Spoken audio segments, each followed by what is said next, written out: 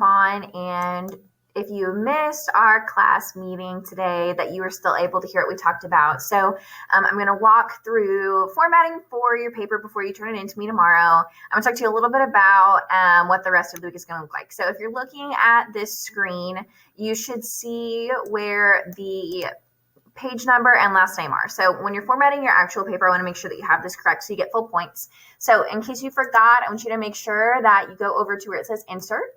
You're going to go down to where it says page numbers, and you're going to click that very first option. Okay, once you click this one, the page number will pop up over here.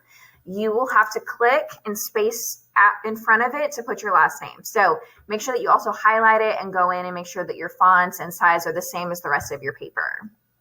Second thing I want you to look at is your header in your heading. So header is up here, your heading is here. Make sure that your first and last name are there. Okay, the order in which these go is not necessarily specific. It can either go your name, my name, date and hour, or your name, date, hour, and then my name. Either way, I will take. So your first and last name. You should also have the correct date of when you turn your paper in. So it should have 11/11 of 2020 up here. So 11 October 2020. The correct hour that you were in my class, and then my name, or your name, my name, and the same information. Okay, so that's going to look the same for this paper.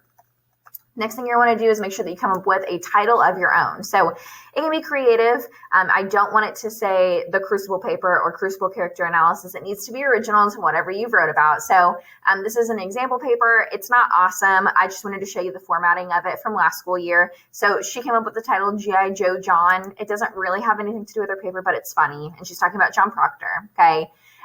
If you are still working on transitioning your outline into the full paper, then you're going to want to make sure that you just copy and paste it and put it in a paragraph format. So it's just going to look like this. There's just not a complete paper, so it doesn't by any means have everything. Okay. And there is another thing I want to talk to you a little bit about, and that's going to be at the end of quotes. So you can see this quote goes on. Where did it go? She might not even use now. Oh, she might not have even used quotes. So here's where her quote ends. This is where I want you to double check that yours is correct. So at the end, you're going to have that end quote. Okay. When I put this into your outline, you're just going to want to make sure that it's present. It'll say Miller. It's going to have act and the act that it came from. So in this case, it's going to be from Act 3. Then you're going to put your period at the end. So you want to make sure that this looks identical on all of them. It should be the end of your quote, Miller, the act that you got it from, and the period goes at the end. Okay. After you've done that for all of them, you'll make sure that you get full points. Something that you'll notice is this doesn't have a works cited page, and this is not a paper that does, because all of the information is coming from the same source. So there's no need for you to have anything other than just the one source. I'm going to go ahead and